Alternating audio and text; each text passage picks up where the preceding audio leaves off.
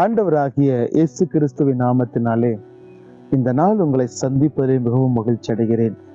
ஆண்டவர் இந்த நாள் நம்மளோடு பேசுகிற வார்த்தை லூக்கா எழுதின புஸ்தகம் 19ஆம் அதிகாரம் 10வது வசனம் இவ்வாறாக சொல்லுகிறது. இழந்து போனதை தேடவும் ரட்சிக்கவே மனுஷகுமாரன் இந்த பூமிக்கு வந்தார்.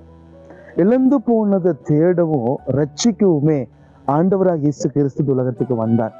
ஒருவேளை சகையுடைய வாழ்க்கையில இயேசு கிறிஸ்து வருகிறாருங்கிற செய்தியை சகையை கேட்ட பொழுது ஒரு காட்டத்தி மரத்தின் மேல ஏறி உட்கார்ந்து எப்படியாவது இயேசுவை பார்க்க வேண்டும் என்கிற ஒரு வாஞ்சை, ஒரு தாகம் சகைக்குள் ஏற்பட்டது.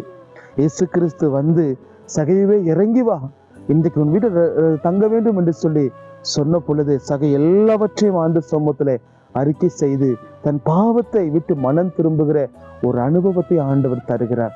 அப்பதான் ஆண்டு சொல்லுகிறார், இழந்து போனதை தேடவும் ரட்சிக்கவுமே மனுஷகுமாரன் இந்த பூமிக்கு வந்தார் என்று சொல்லி. இந்த கேட்டுக்கொண்டிருக்க அன்பு சகோதரனை சகோதரியே, உங்க வாழ்க்கை நீங்க என்ன இழந்து போனீங்க? ஒருவேளை சமுதாயத்துல சொத்துக்களை இழந்துட்டீங்களா, அல்லது உறவுகளை இழந்துட்டீங்களா, அல்லது குடும்பத்துக்கு நபரை இழந்துட்டோமா, அது நம்ம துக்கப்பட்டு கொண்டிருக்கிறோமா? இழந்து போனதை திரும்ப கொடுக்க, இழந்து போனதை நமக்கு திரும்ப பெற்றுக்கொள்ளும்படி உதவி செய்கிற ஆண்டவர் நம்ம சர்வ வல்லமையுள்ள கர்த்தர். அவர்தான் இன்றைக்கு உங்களை பார்த்து வாக்கு பண்ணுகிறார். என் அன்பு சகோதரனை சகோதரியே, இழந்து போன எல்லாவற்றையும் ரட்சித்து நமக்கு திரும்ப கொடுக்கிற ஆண்டவர் நம்மளோடு கூட இருக்கிறார். சமாதானத்தை இழந்து போயிருக்கலாம், அவர் சமாதானத்தை கொடுக்கிற கர்த்தர்.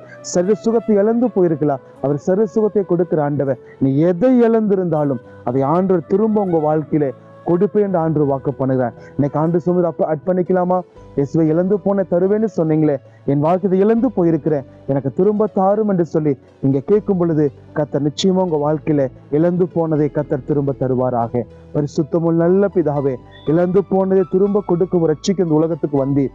எங்களுக்கு இழந்து போனதை தாரும், சமாதானத்தை தாரும், சந்தோஷத்தை தாரும், ரட்சிப்பை தாரும். எல்லாவற்றையும் நாங்கள் புதுப்பித்து உமக்கு சாட்சியா இன்னைக்கு எங்களுக்கு உதவி செய்யும். இயேசு கிறிஸ்துவின் நாமத்தில் ஜெபிக்கிறோம் நல்ல பிதாவே. ஆமென், ஆமென். God bless you.